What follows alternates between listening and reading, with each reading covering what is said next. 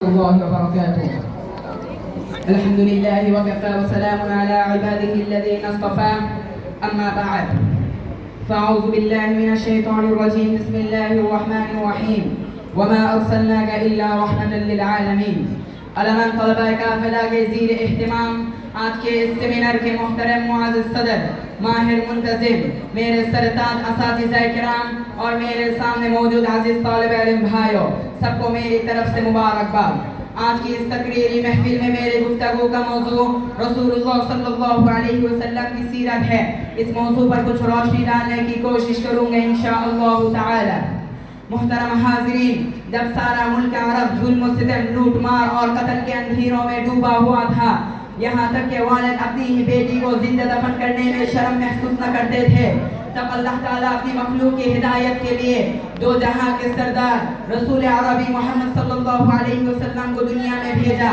12 ربیع الاول آپ کی والدہ محترمہ حضرت آمنہ کے آنگن کو آپ کی آمدنی سے نورانی کر دیا۔ محترم حاضرین، رسول صلی اللہ علیہ وسلم کو بچپن میں تمام رشتہ داروں کی محبت ملی، لیکن والد محترم حضرت عبداللہ آپ کے پیدائش سے 6 ماہ پہلے انتقال کرنے کی وجہ سے آپ صلی اللہ علیہ وسلم والد کی شفقت سے محروم رہے۔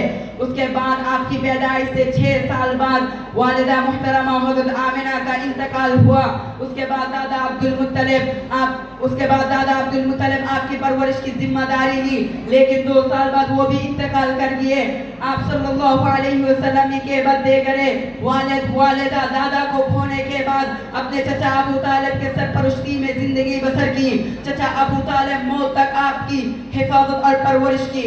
محترم حاضرین، رسول صلی اللہ علیہ وسلم جب جوان ہوئے تو اہل عرب آپ کو صالح وامن لقب سے پکارنے لگے، لیکن جب آپ نبوت کا اعلان کیا اور لوگوں کو اللہ کے دین کی طرف بلانے لگا تو وہ اہل عرب جو آپ کو صادق کہتے تھے، جو آپ کو امین کہتے تھے، وہی آپ کو کذاب کہنے لگے، وہی آپ کی توہین کرنے لگے، وہی آپ پر ظلم کرنے لگے۔ آپ صلی اللہ علیہ وسلم نے کوئی جواب نہیں دیا۔ دین کی دعوت لے کر جب طائف کیے، وہاں کے لوگوں نے آپ پر پتھر برسائے، جس سے آپ کی جسم مبارک خون سے رنگین ہو گئے تھے۔ آپ نے کوئی جواب نہیں دیا، آپ نے ان لوگوں پر بد دعا نہیں کیا، بلکہ آپ صلی اللہ علیہ وسلم نے ان لوگوں کے لیے ہدایت کی دعا فرمایا کہ اللہم اہد قومی فانہم لا یعلمون۔ محترم حاضرین، مسلمانوں نے مکہ میں 13 سال ظلم و ستم برداشت کیا۔ اس وقت اللہ تعالیٰ نے صبر کا حکم فرمایا کہ اصبر وما صبرک الا باللہ، اور مدینہ میں ہجرت کی اجازت دی۔ لیکن جب مدینہ منورہ میں پہنچنے کے بعد بھی کفار و مشرکین نے مسلمانوں پر ظلم بند نہیں کیا، تب اللہ تعالیٰ نے جہاد کی اجازت دے کر یہ آیت نازل فرمایا کہ اذن للذین یقاتلون بانہم ظلموا، یعنی مظلوم مسلمانوں کو جہاد کی اجازت دی گئی۔ تب مسلمانوں نے دین کی حفاظت کے لیے جہاد کا آغاز کیا۔ محترم حاضرین، رسول صلی اللہ علیہ وسلم نے اپنی پوری زندگی اسلام کی خدمت میں گزار دی۔ آخر کر 63 سال عمر میں اس دنیا سے رخصت ہو کر رفیق اعلیٰ سے جا ملا۔ رسول صلی اللہ علیہ وسلم ایسا نبی تھے جو موت کے وقت اپنے امت کے لیے یہ دعا فرمایا کہ اے اللہ میری امت کو ہلاک نہ کرنا۔ ایسا رحمت للعالمین اگرچہ آج اس دنیا میں نہیں ہے، لیکن وہ اب بھی ہر مومن کے دل میں موجود ہے۔ اور امت محمدی ایسا قوم ہے جو اپنے زخم برداشت کر سکتے ہیں، اپنے خون بہا سکتے ہیں، اپنی ماں کی گود خالی کر سکتے ہیں، اپنی بیوی کو بیوہ کر سکتے ہیں، لیکن رسول کی شان میں کوئی گستاخی برداشت نہیں کر سکتا۔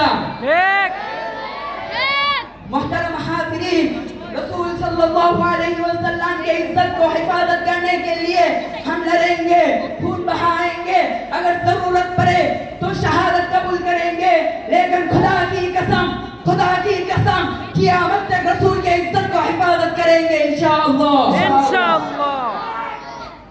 اللہ تعالی ہم سب کو رسول کی عزت کی حفاظت کرنے کا توفیق عطا فرمائے۔ وآخر دعوانا الحمد للہ رب العالمین۔ السلام علیکم ورحمۃ اللہ وبرکاتہ۔